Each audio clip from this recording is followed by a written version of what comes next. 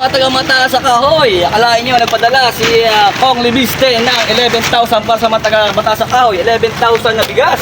Di pa mamahagi bukas dito sa may mata sa kahoy. So, kailan, ano na ito? Ilang truck? Oh, wala, pakita mo. 11,000. 11,000 piraso po. Yan, tira nyo naman, dami. Yung mga truck pa hanggang dulo. Kahit na natin yung mga nakakot na dito. Para masabi natin umaga pa lang. Uy, anong oras kayo nag-start? Maghakot? Anong oras kayo? Ha? Oh, 6 a.m. Nag-start sila ng alas 6. Wala pa kami. Ito na yung ano. Ibang naibaba. Ayan, yung imagine. Yun pa. Sa 11,000, ang dami. Oo. At ito naman, no?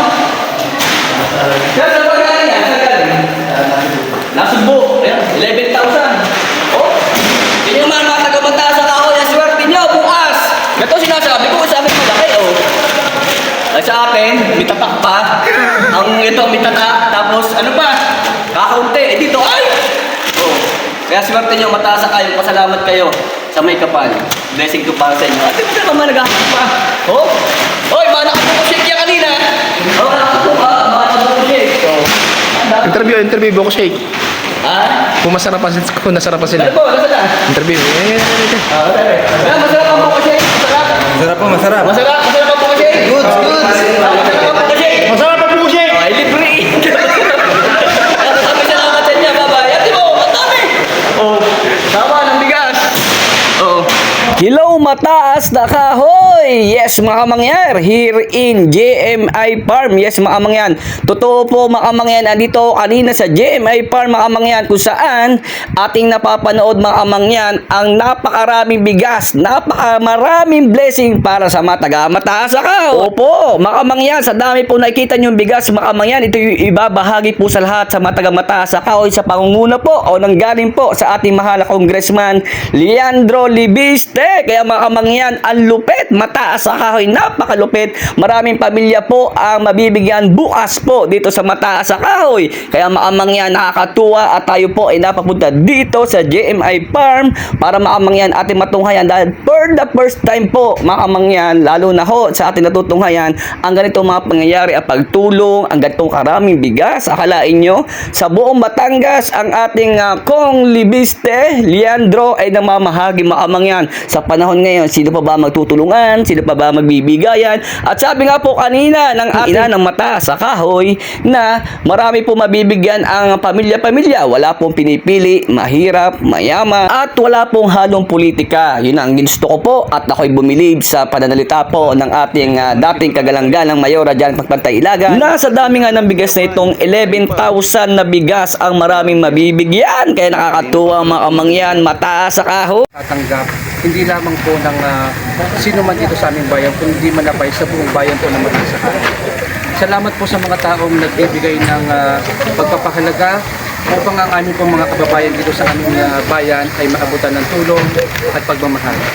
Ganon din po, salamat po kay Congressman Leandro Libiste at siya po ang naging daluyan ng biyaya upang ang aming mga kababayan dito sa aming bayan ng Matasakahoy ay patuloy na mabiyayaan na katulad po ng bigas na ito.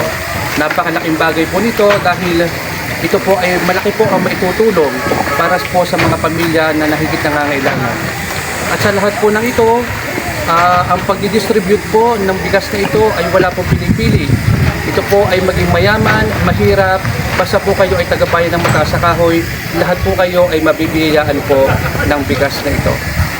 At muli po, ang walang hanggang pasasalamat po ng buong bayan ng Mataas sa Kahoy sa minamahal nating Congressman Leandro Libiste sa patuloy na pag-alalay, pagsuporta at pagmamahal sa buong bayan po ng Mataas sa Kahoy. Muli po, maraming salamat po at patuloy pa po kayong pagpalain ng ating buong may kapal.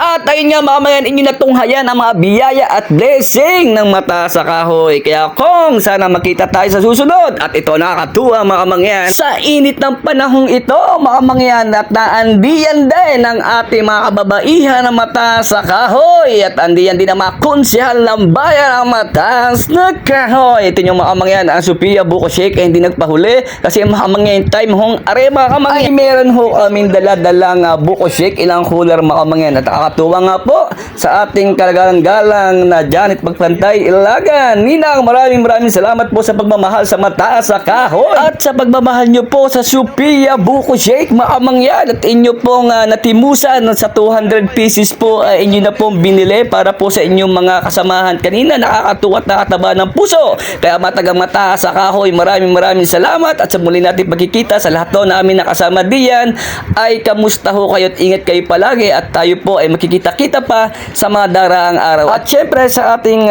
ninong at ninang Janet Magpantay Ilagan, Jay Manalo Ilagan na hindi nakakalimot kay Kamangyan. Maraming salamat.